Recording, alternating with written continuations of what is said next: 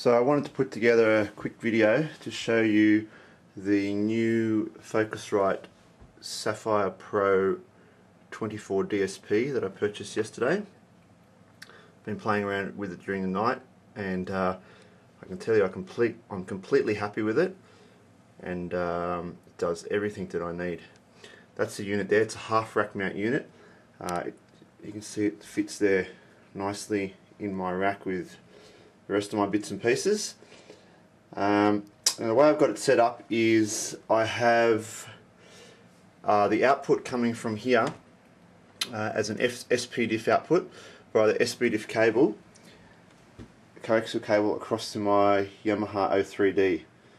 And the Yamaha O3D has a feature to cascade anything from another digital source, another O3D or another submixer like the Focusrite Saffire. So I cascade that through there, and then that SPDIF comes out directly on the master output.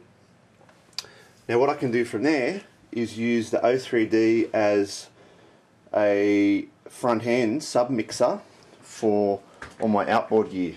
I've got Juno 106, DX7FD2, a few other bits and pieces, and ESQ1 here, which I use as my main keyboard. So the routing in Cubase, I use Cubase 4. It's pretty straightforward. What I do is set up VST connection. Now I have a few connections here.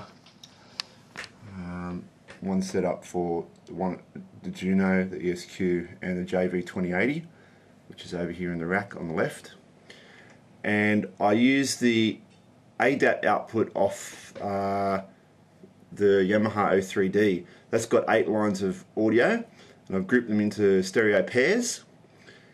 And as you can see on the O3D, each channel, each instrument is paired, and the volumes there are just set to 0 dB.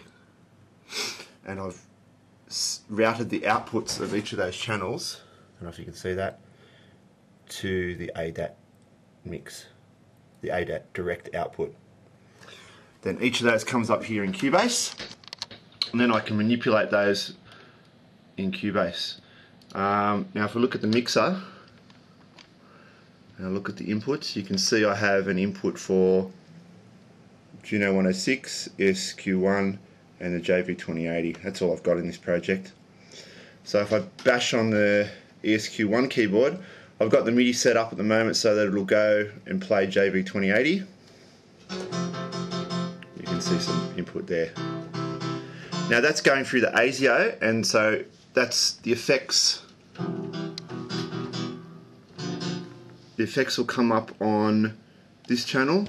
You can see I've got, wrong channel, that's Vanguard, 2080. See, I've got some reverb set on that, and no EQs at the moment. Right, so the problem with that is though, that introduces a delay because it's going through Cubase. So what you can do is you can use direct monitoring. Now you can use this is the mixer tool that comes with the Saffire, and it's pretty easy the way I've got this set up. To enable direct monitoring, you see the meters bounce there as I hit. So what that's telling me is ADAT in 7 and ADAT in 8. They're active, have some audio, and the SPDIF has got output.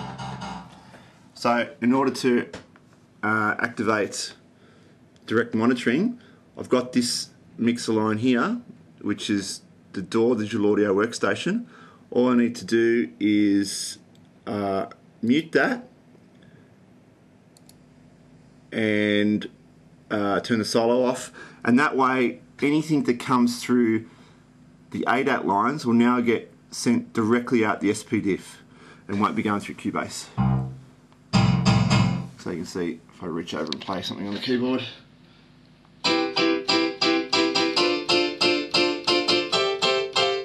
Right, so direct monitoring there, no latency.